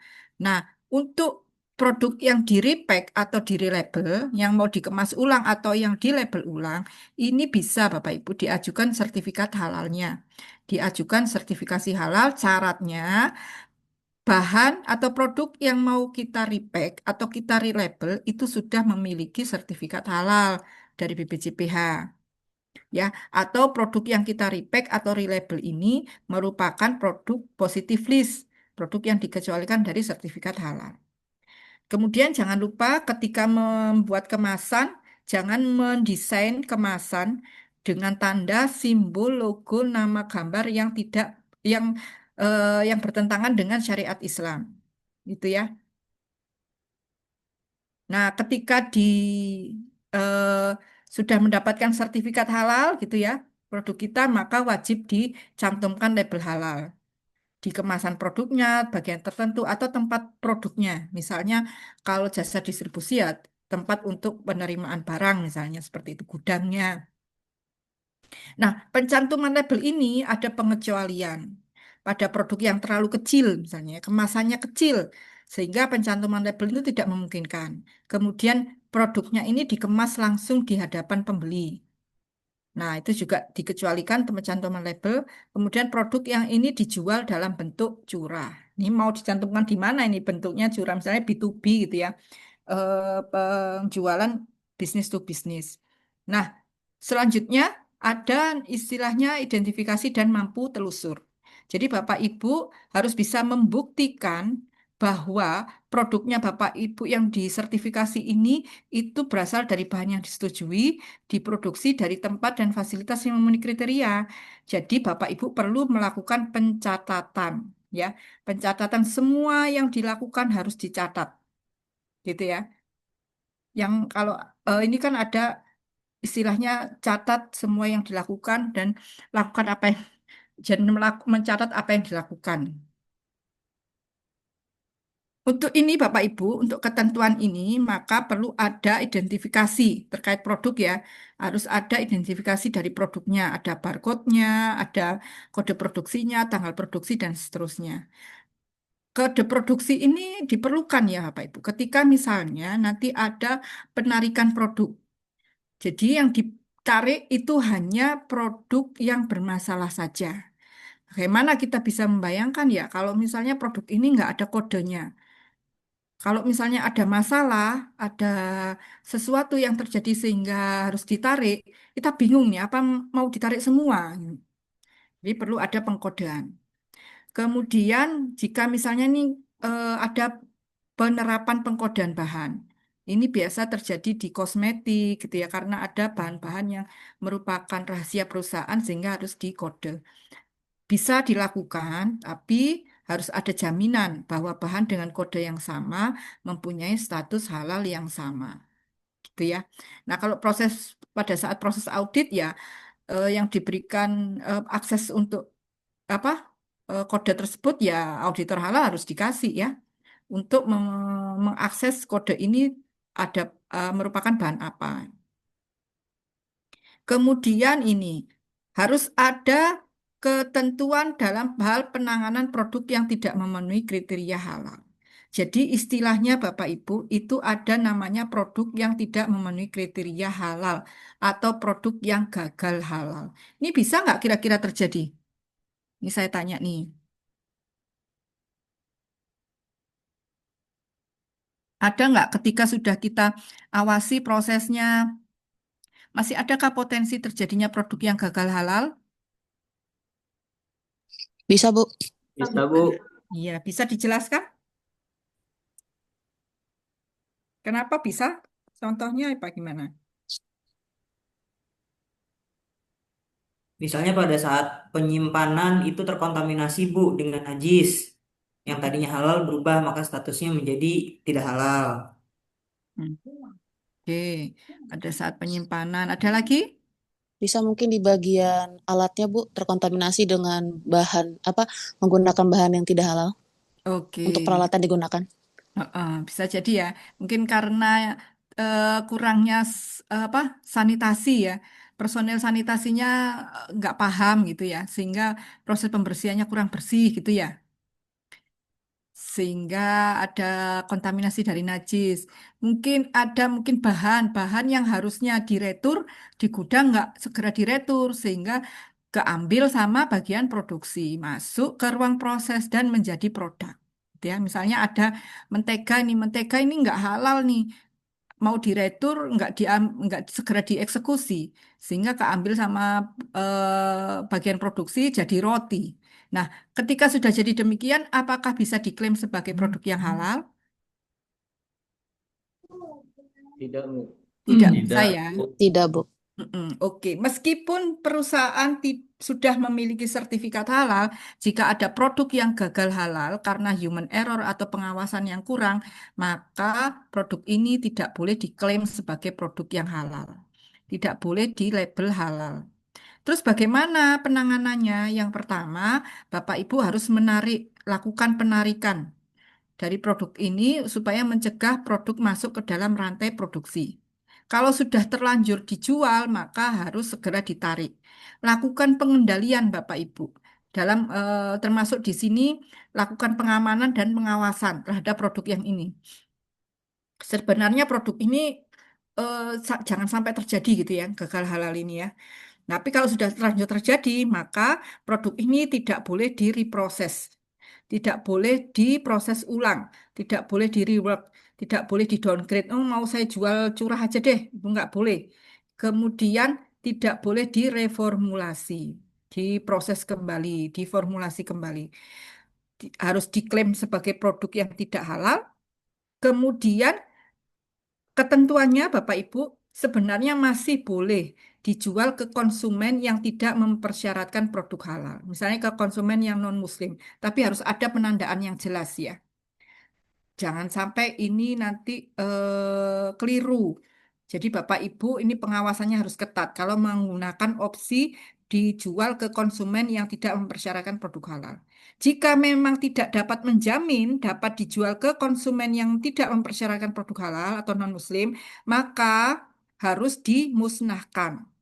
Atau misalnya biar nggak rugi-rugi amat gitu ya, dimanfaatkan sebagai pakan ternak, dijual kepada peternak. Tuh ya, itu ketentuan terkait produk yang tidak memenuhi kriteria halal.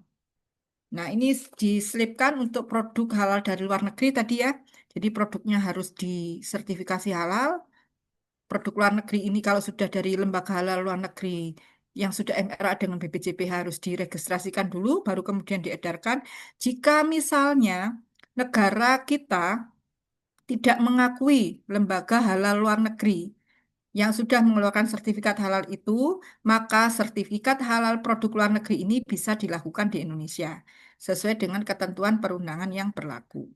Jadi bisa nih Bapak Ibu jadi penyelia halal nanti di luar negeri ketika akan disertifikasi halal di Indonesia nih produknya. Ini ada beberapa ya diaspora kita yang menjadi penyelia halal di luar negeri karena keterbatasan SDM yang Muslim di sana. Kemudian kriteria yang kelima yaitu pemantauan dan evaluasi. Untuk kriteria yang terakhir ini, implementasi yang harus Bapak Ibu lakukan, pastikan ada, itu adalah kegiatan audit internal dan kaji ulang manajemen. Oke, audit internal itu minimal harus dilakukan setiap 1 tahun sekali. Ya, diingat-ingat ya, audit internal harus dilakukan setiap 1 tahun sekali. Siapa yang akan melakukan audit? Itu dilakukan oleh auditor halal internal, penyelia halal dalam hal ini boleh, atau tim manajemen halal. Syaratnya mereka yang jadi auditor halal internal itu harus sudah pernah mengikuti pelatihan baik itu pelatihan eksternal atau internal. Karena apa? Karena mereka harus paham apa yang dinilai. Yang dilakukan ini kan untuk memantau penerapan SJPH-nya. Gitu ya. Kemudian ada kegiatan namanya kaji ulang manajemen. Kaji ulang manajemen ini juga dilakukan 1 tahun sekali. Ini untuk mengevaluasi penerapan SJPH. Untuk improvement sistem ini bagaimana? Apakah ada penyempurnaan? Biasanya sih hasil audit internal itu akan dikaji dalam rapat kaji ulang manajemen. Jangan lupa buat prosedurnya. Prosedur audit internal dan kaji ulang manajemen. Kemudian eh, jika misalnya nanti ketika audit internal ada temuan, boleh nggak? Boleh. Asalkan temuan atau ketidaksesuaian ini itu segera dilakukan tindakan perbaikan. Dan bukti tindakan perbaikan harus disimpan, Bapak Ibu. Bukti-bukti pelaksanaan audit internal dan kaji ulang manajemen, saya ingatkan harus dibuat, disimpan, dan dipelihara dengan baik.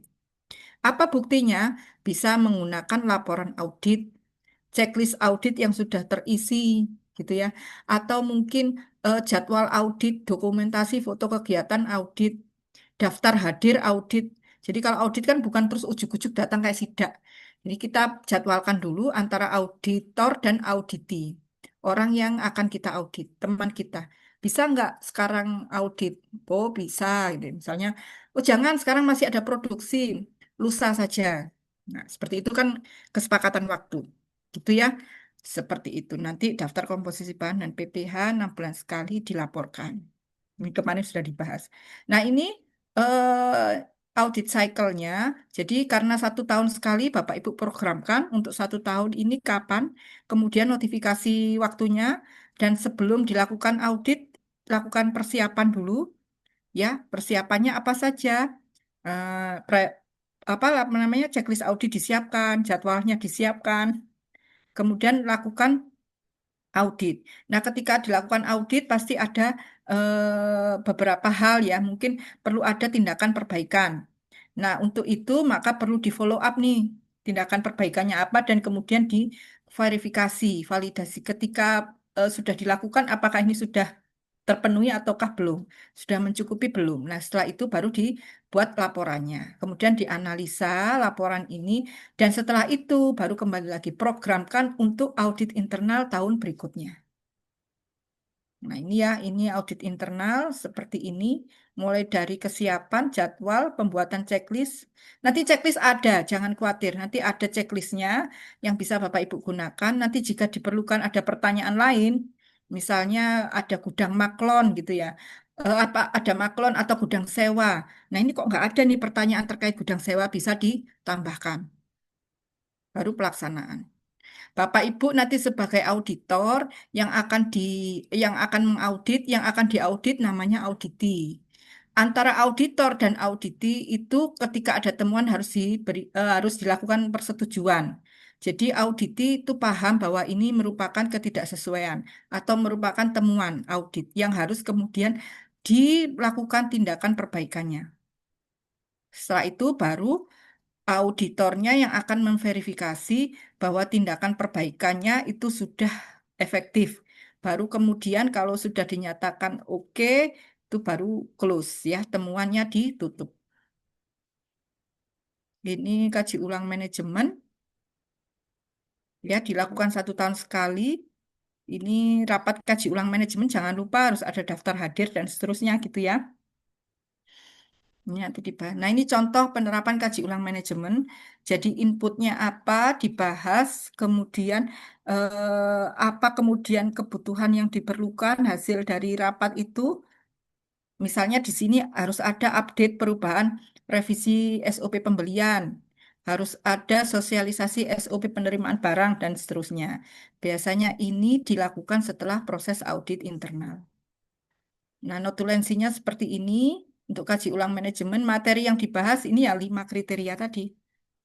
Nah, ini informasi terdokumentasi ya, terdiri dari standar sistem itu yang paling atas, itu SJPH ya, Kepkaban 20 tahun 2023, itu kasta tertinggi di sini, yang kemudian akan dijabarkan oleh Bapak Ibu dalam manual SJPH.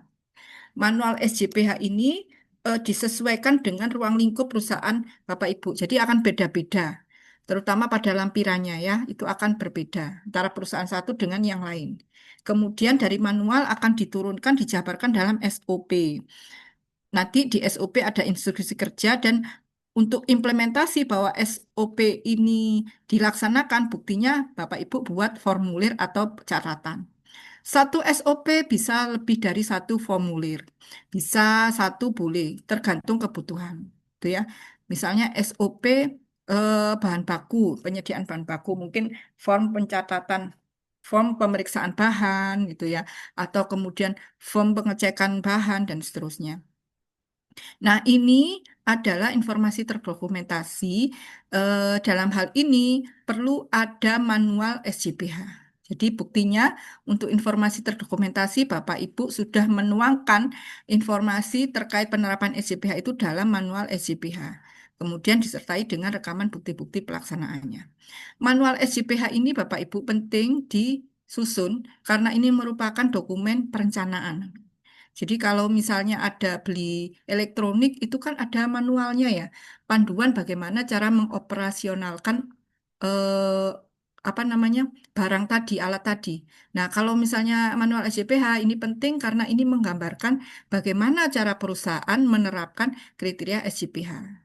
Gitu ya. Ini tujuannya untuk sebagai pedoman bagi perusahaan dalam penerapan, dan kemudian juga ruang lingkupnya meliputi semua fasilitas perusahaan, mulai dari fasilitas penyediaan bahan sampai penyajian gitu ya. Kalau mungkin ada gudang sewa, maklon atau outlet lain itu juga harus cantumkan dalam manual SJPH. Ini manual SJPH, covernya seperti ini, ada template-nya. Nanti di si halal juga bisa di-input kemudian di-download. Setelah melakukan pengentrian data, nanti hasil akhirnya itu bisa di-download dan akan menjadi seperti ini. Dengan daftar isi yang seperti ini juga.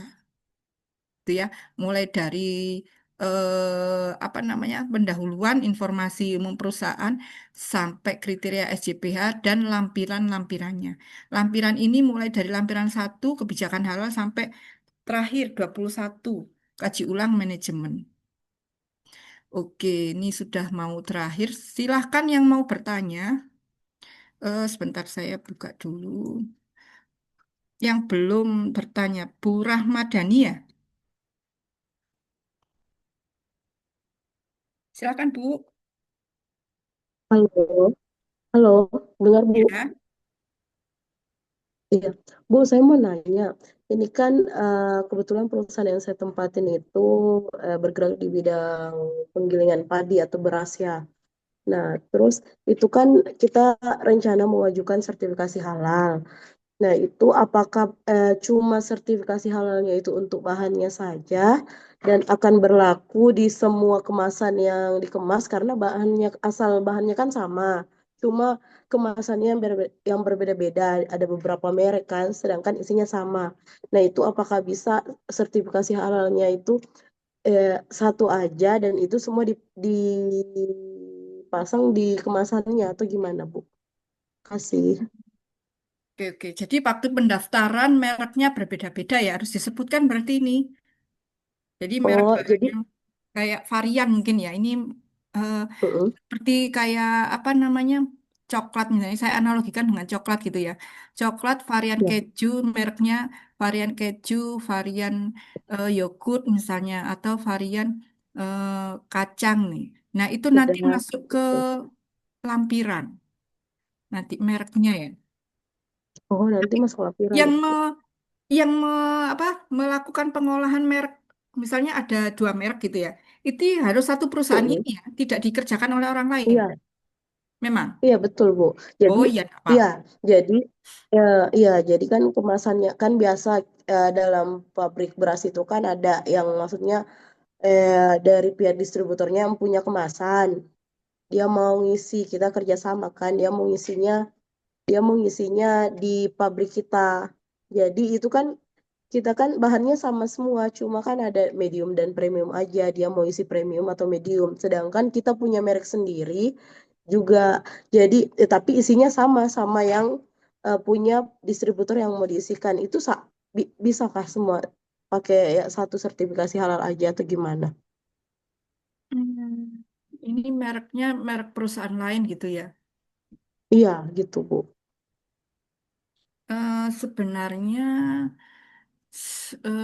gini, kalau misalnya ini perusahaan yang distributor itu hanya menerima atau ada perlakuan lagi? Enggak, gini Bu. Kita kan memang awalnya udah ada surat kerjasama lah dan sebagainya. Nah, Mm-mm. itu udah ada semuanya. Cuma dia punya hak miliknya merek ini. Dia yang punya hak, dia yang punya. Cuma ngisinya tetap di kita terus gitu loh. Hmm, Ngisi berasnya itu loh. iya, bisa sih. Nanti dimasukkan aja di pengajuannya nama nama merek produknya itu ya bermacam-macam itu tadi. Nanti akan tercantum. Tapi eh, untuk NIB-nya masuk NIB yang perusahaannya Mbak Rahma ya. Iya, Iya, nggak apa-apa sih. NIB-nya. Nanti jadi apa lampiran nanti itu Kalau variannya. misalnya dia pakai NIB dari perusahaannya dia, itu nggak boleh ya? Nggak boleh.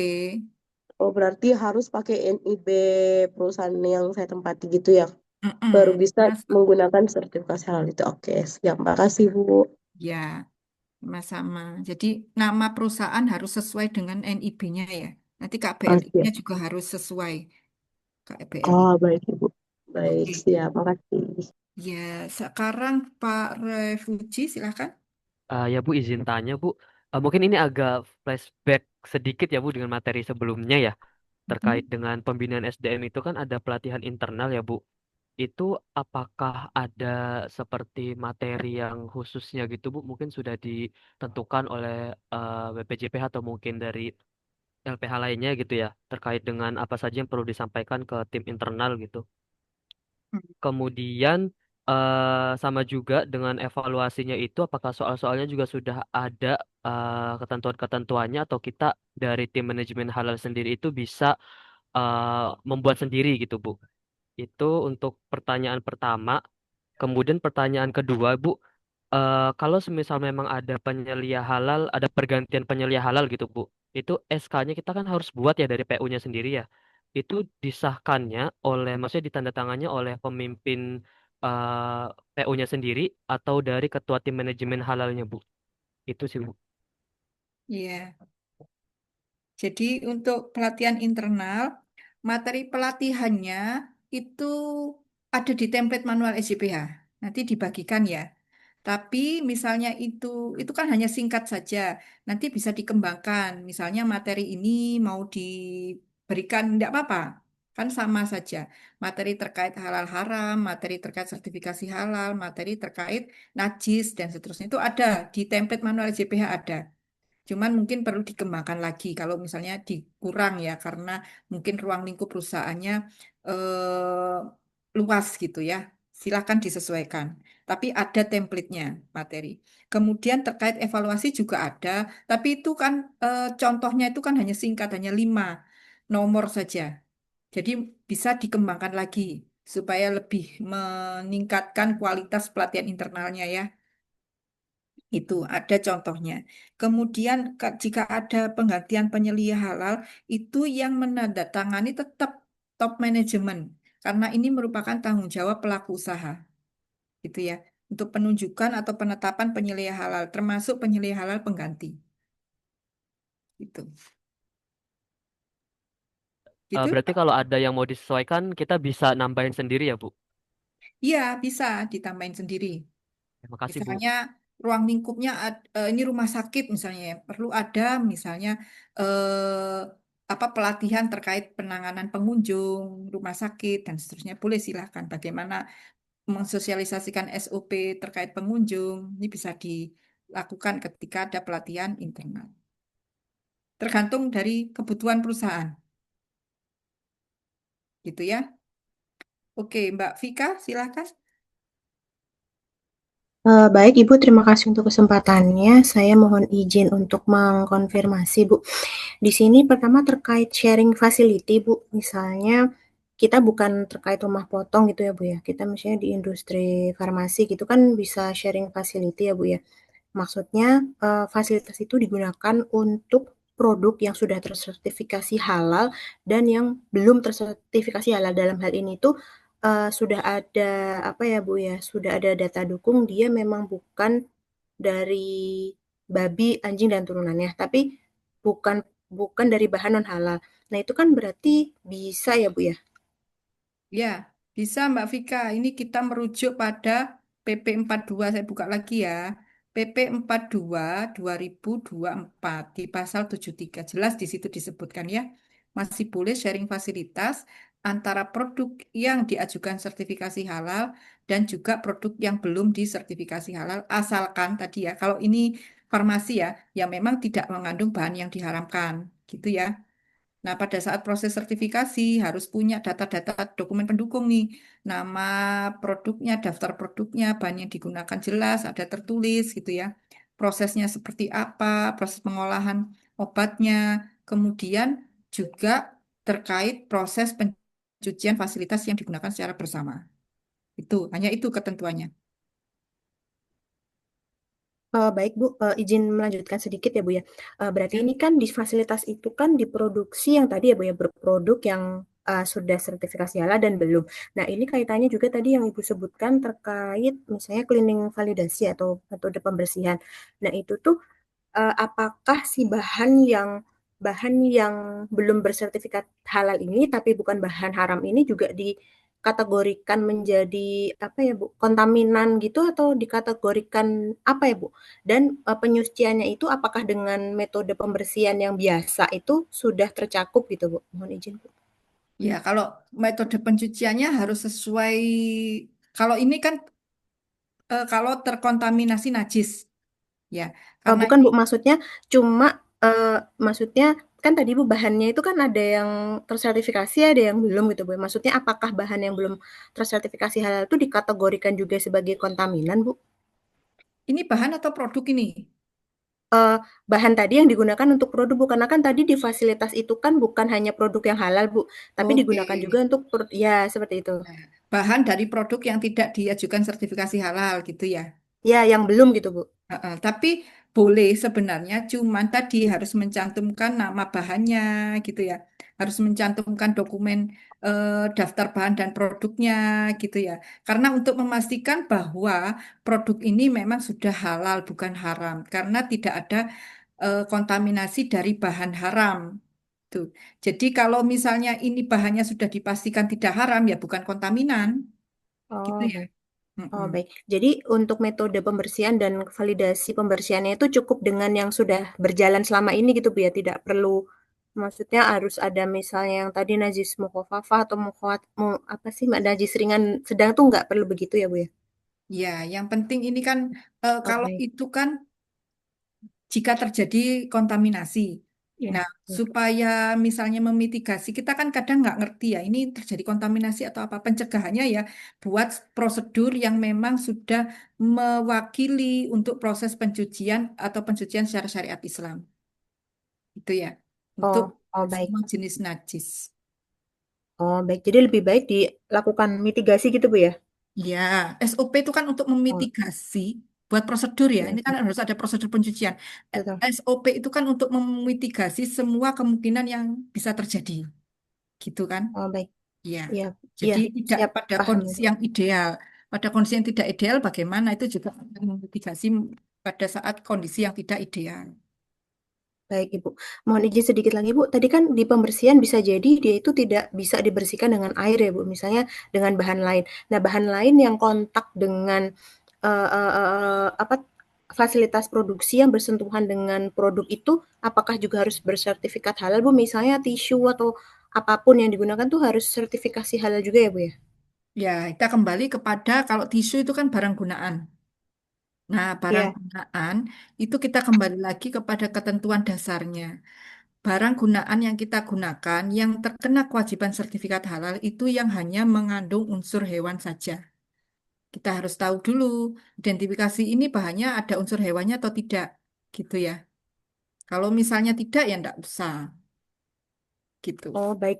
Oh baik, misalnya bukan tinjauan begini Bu, maaf ya Bu agak melenceng. Misalnya tisu, oh dia dari kayu kan misalnya halal gitu, tapi ternyata dia proses menggunakan enzim apa gitu, kita tidak perlu sejauh itu ya Bu ya, asalkan dia bukan dari hewan ya sudah kita anggap itu halal gitu Bu ya? Ya, makanya harus ada dokumen pendukung lain. Kalau misalnya kita masih ragu-ragu gitu ya, ini apakah bahannya ini memang nggak ada unsur hewannya, maka harus ada dokumen pendukung lain. Gitu. Misalnya Oh, oh baik, spesifikasi dari bahan tersebut terbuat dari apa saja. Nah, ini yang mengeluarkan adalah produsennya. Kita harus cari tahu oh itu baik. untuk Lebih baik kita meyakinkan. telusur gitu ya Bu? Ya, untuk bisa meyakinkan bahwa oh ini berarti memang status kehalalannya oke nih gitu. Oh baik. Ya, Ibu izin kenapa Ibu? ya gimana sudah? Iya, izin Bu sedikit lagi, untuk yang auditor eksternal tadi Bu, jadi dia mengaudit di perusahaan atau di pelaku usaha itu ketika kita mensertifikasi produk halal saja ya Bu ya? Iya, jadi ini alurnya. Saya buka alurnya lagi ya. Oh iya, mohon maaf Ibu, mau Iya. mengkonfirmasi. Ini alurnya kan demikian. Ketika pelaku usaha mendaftarkan melalui si halal, BPJPH ini akan memeriksa kelengkapan dokumen. Nah, ini verifikasi ini oleh verifikator BPJPH. Jika misalnya kurang lengkap, ini akan dikembalikan ke pelaku usaha. Jika sudah lengkap, maka akan dikirim ke LPH. Nah, LPH ini itu yang akan membuat biaya, kemudian dikeluarkan invoice, dibayarkan. Nah, setelah itu baru LPH itu akan melakukan pemeriksaan. Jadi, LPH memeriksa, auditor halal memeriksa ini dalam rangka proses sertifikasi halal. Kalau nanti untuk proses pengawasan itu sendiri, pengawasan atau surveillance yang 4 tahun sekali. Gitu ya, Oh, surveillance tuh 4 tahun sekali Bu ya? 4 tahun sekali. Ketentuannya Oh, seperti baik. itu. Nah, nanti kalau sudah dilakukan pemeriksaan, LPH diberikan waktu 15 hari kerja. Jadi nanti Bapak Ibu kalau misalnya proses audit jangan melebihi 15 hari kerja. Misalnya ada tindakan perbaikan yang harus dilakukan ya harus segera dilakukan tindakan perbaikannya dan kemudian tindakan perbaikannya ini kan akan diverifikasi oleh auditor. Sudah sesuai atau belum. Nah, setelah itu baru disusun laporan audit yang akan dibawa ke sidang Komisi Fatwa MUI untuk penetapan fatwa halalnya. Setelah itu baru berdasarkan ketetapan fatwa halal dari MUI diterbitkanlah sertifikat halal oleh BPJPH.